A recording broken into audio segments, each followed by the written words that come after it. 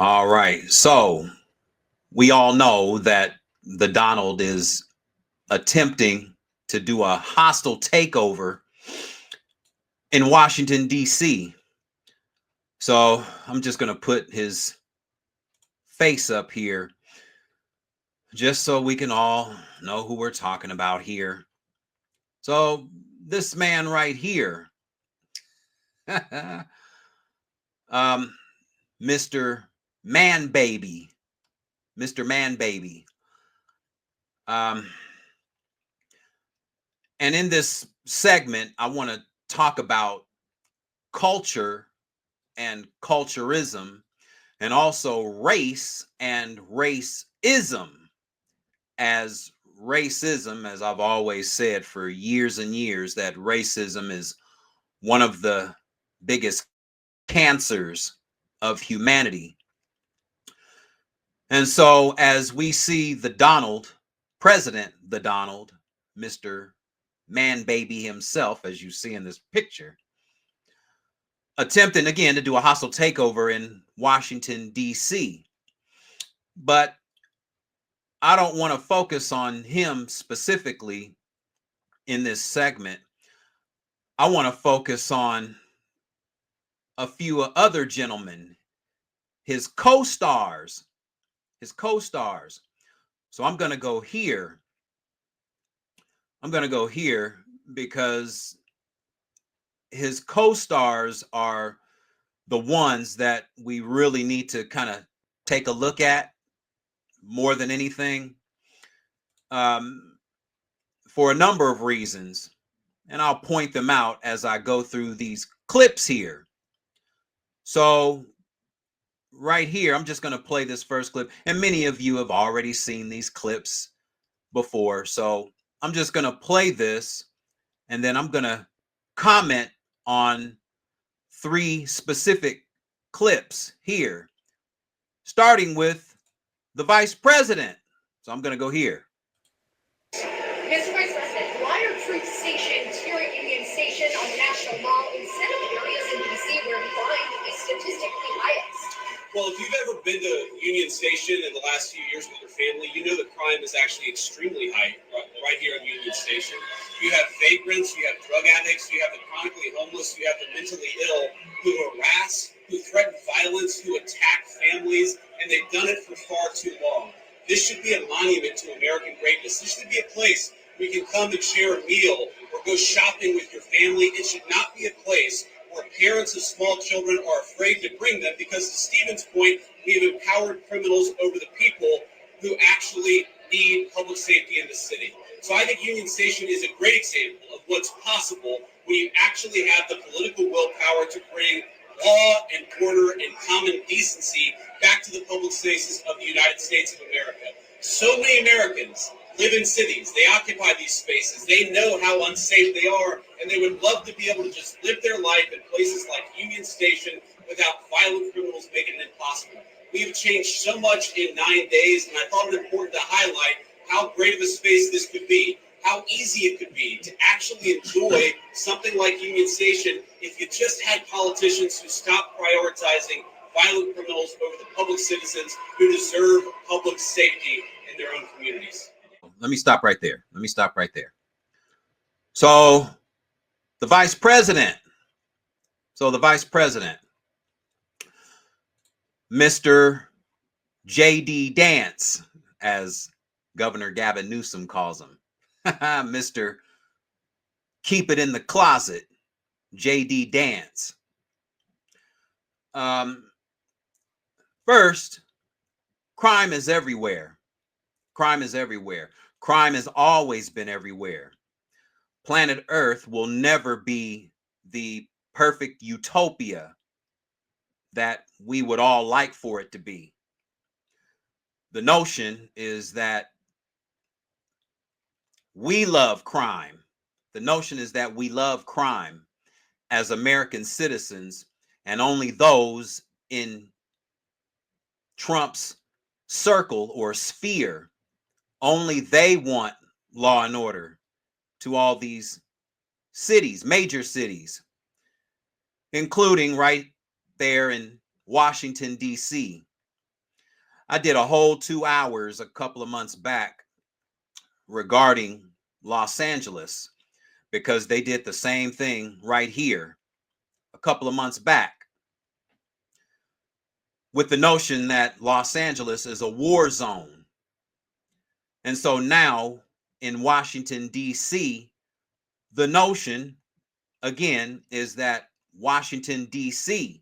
is a war zone because of an incident that occurred with a former Department of, what do they call it? The Department of Government Efficiency, the Department of Government Efficiency, because one of their former employees, a young 19-year-old tech guy named Edward Korestein.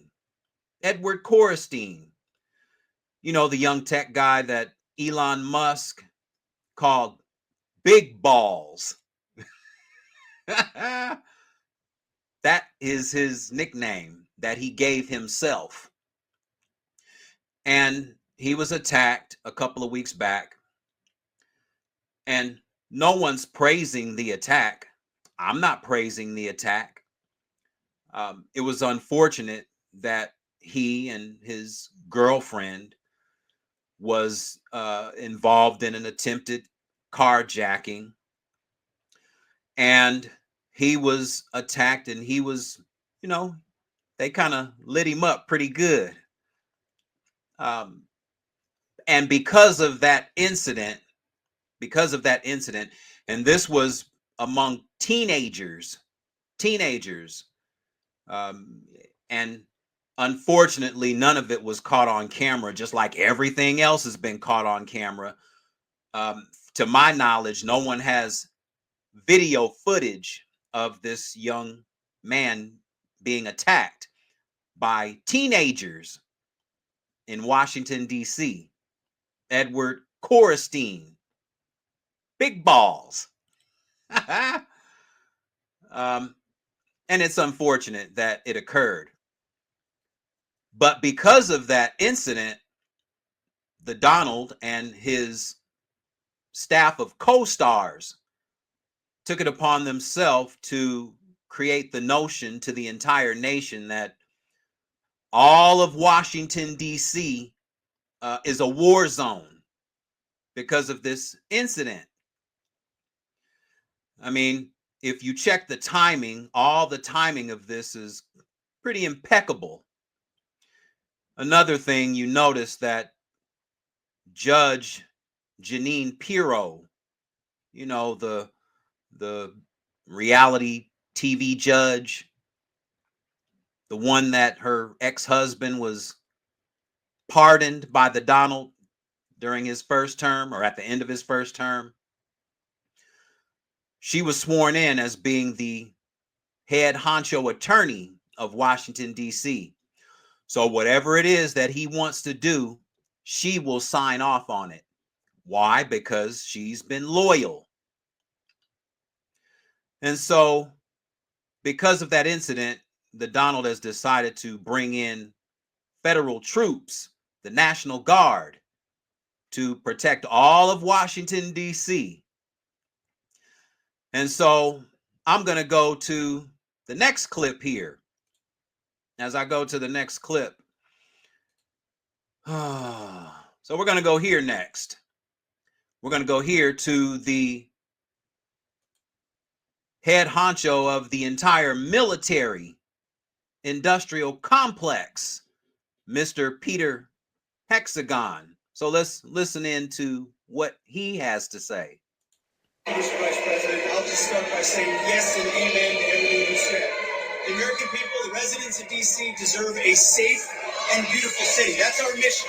That's what every one of these captains, lieutenants, staff sergeants, specialists, privates, they're here because they're patriots who serve the country and believe we deserve a beautiful, safe capital. And when I talk to all of them, Stephen, we've all had a chance to talk to them, they're proud of this mission.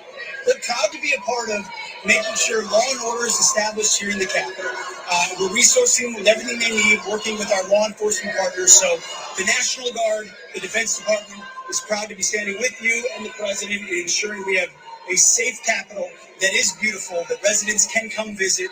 We're committed to this mission, just like the one at the southern border and in Los Angeles. Our law enforcement officers deserve to be able to do their job safely, and American citizens, putting American citizens and our country first, is something President Trump has emphasized from the beginning. So thank you to these troops. I know I always liked a good cheeseburger when I was in uniform, so hopefully we can deliver a few of those. It's an honor to be here with you, and also, Steve, thanks for everything you're doing. All right. So as you see, Mr. Hexagon, the head honcho of our defense, United States defense. And again, more defending of the hostile takeover of Washington, D.C. and other major cities, starting with Los Angeles. And from what it looks like, there may be more to come. They may be going to Chicago next, another major city where they say crime is out of control and has been out of control for years and years and years. So I'm going to go to this last clip here because this is the one clip that I really want to take some time out to discuss. And it's from this man right here. It's from this man right here. This man in the middle right there, Mr. Swamp Thing himself, Stephen Miller, right? Mr. Santa Monica. So I want to we're going to take a listen to what he has to say, because what he had to say was the most significant out of all three clips. So, and again, I know most of you have seen this clip before, but I'm going to play it right here. There are residents who lived in Washington, D.C. their entire lives. Their parents lived here, their grandparents lived here, and they have lived for generations in intolerable conditions of crime and decay. There are parts of the city, I moved from the city 20 years ago. There are places where I've seen graffiti that has been untouched for 2 decades. There are homeless encampments that have made it impossible for families to use public parks and public recreation for as long as I've lived here. There are hundreds of residents of this city who are shot in street violence every single year, making it one of the most violent cities on planet Earth. And for too long, 99% of this city has been terrorized by 1% of this city. And the voices that you hear out there, those crazy communists, they have no roots. They have no connections to the city. They have no families they're raising in this city. They have no one that they're sending to school in this city. They have no jobs in this city. They have no connections to this community at all. They're the ones who've been advocating for the 1%, the criminals, the killers, the rapists, the drug dealers. And I'm glad they're here today. Because me, Pete, and the Vice President are all going to leave here, and inspired by them, we're going to add thousands more resources to this city to get the criminals and the gang members out of here. We're going to dismantle those networks, and we're going to prove that a city can serve for the law-abiding citizens who live there. We are not going to let the communists destroy a great American city, let alone the nation's capital. And let's just also address another thing. All these demonstrators that you've seen out here in recent days, all of these elderly white hippies, they're not part of this city and never have been. And by the way, most of the citizens who live in Washington, D.C. are black. This is not a city that has had any safety for its black citizens for generations. And President Trump is the one who is fixing that with the support of the Metropolitan Police Department, the support of the National Guard, and our federal law enforcement officers. So we're going to ignore these stupid white hippies that all need to go home and take a nap because they're all over 90 years old, and we're going to get back to the business of protecting the American people and the citizens of Washington, D.C. All right. So, as you see, Mr. Swamp Thing himself, Stephen Miller,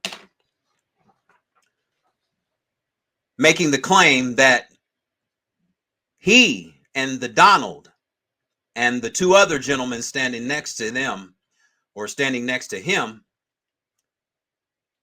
are going to clean up all of Washington, D.C. for the majority of black residents in D.C.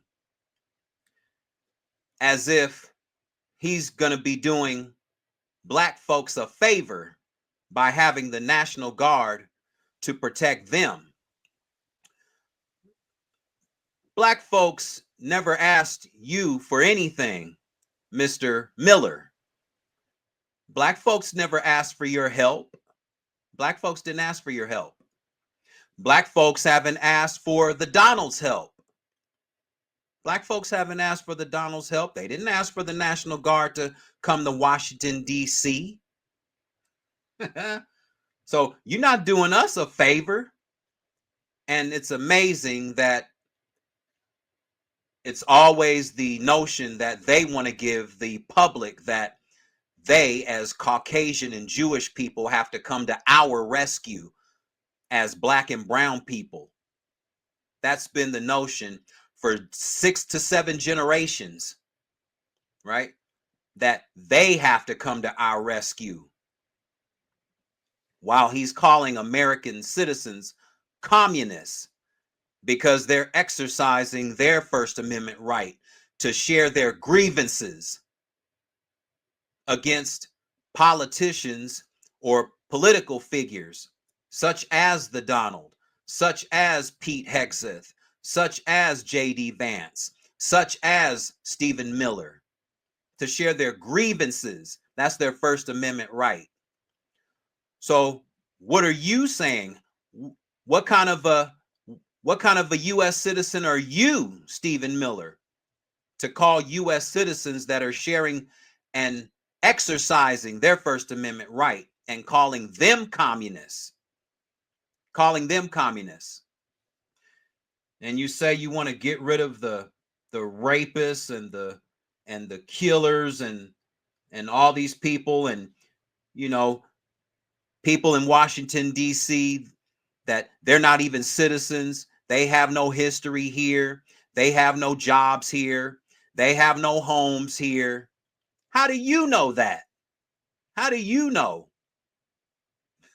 It's amazing how they believe that they know what's best for the American citizens. They know what's best versus letting the people decide what's best for them. There's homelessness everywhere. There's homelessness here in Los Angeles, or the new term that they're using, unhoused. That's the new term that's being tossed around, unhoused. So for you, Stephen Miller, we don't need your help. We don't need your help. And it's funny that he specifically mentioned about the black population in Washington, D.C. I'm gonna put this on the screen. I'm gonna put this on the screen here because speaking of the black leadership, so I'm gonna put this up on the screen here. So, and I'm putting this up loud and clear so everyone can see. Now, this is the leadership in Washington, D.C., and I'm just going to focus on the ladies in this episode. So on the left, you have the mayor of Washington, D.C. She's the mayor of the capital of all of the United States, Washington, D.C. Miss Muriel Bowser, who's been the mayor since 2015. And in the middle, you have the Washington, D.C. Metropolitan Police Chief, Pamela A. Smith. Pamela A. Smith. And she was confirmed in December of 2023. And she is the first Black. She's the first. She's the first. In 230 years, the 230-year history of Washington, D.C., she's the first Black police chief. And she just happens to be female. Now, how great is that of an accomplishment? And she was the former U.S. Park Police Chief, turned D.C. Metro Police Chief, Pamela A. Smith. And the crime rate since she's taken office has come down, despite what people have to say, despite what you may have heard.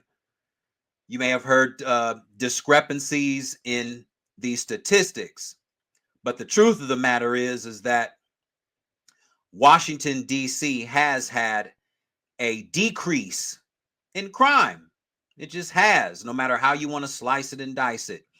And that is crime of all levels, from shoplifting to murder, right? So I'm going to take that down, and I'm going to put this up here. Speaking of Black leadership, I'm going to put this up on the screen here. So we have the governor of Maryland, Mr. Wes Moore, 33rd or 63rd governor of Maryland, first Black governor of Maryland. Again, another great accomplishment. And just real quick, I just want to read some of his accolades because it's worth being noted. Because, again, the notion is that these great Black leaders don't know what the hell that they're doing, and they don't know how to conduct themselves as it relates to making Washington, D.C. a safer place for all residents. So I'm going to read some of his accolades. So Wes Moore, he graduated from Valley Forge Military Academy and College in 1998. He also graduated with a bachelor's degree in international relations and economics at Johns Hopkins University in Baltimore, where he graduated Phi Beta Kappa. So he's a frat man. Here's something else. In 2005, he deployed to Afghanistan as a lieutenant with the 82nd Airborne Division, leading soldiers in combat.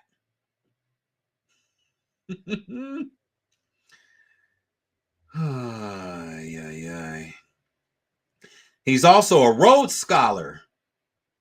The first Black Rhodes Scholar in the history of Johns Hopkins University. As a Rhodes Scholar, he earned a master's in international relations from Wolfson College at Oxford. So he's a former military, educated Black man. But again, the notion is that he doesn't know how to manage or lead. He doesn't know how to lead. I'll use that as a much better term. He doesn't know how to lead. So the notion is that Governor Wes Moore doesn't know how to lead. Muriel Bowser doesn't know how to lead. Police Chief Smith doesn't know how to lead. All of these great Black leaders, that the Donald and his co-stars are attempting to do a hostile takeover, just like they did here in Los Angeles with Black Mayor Miss Karen Bass.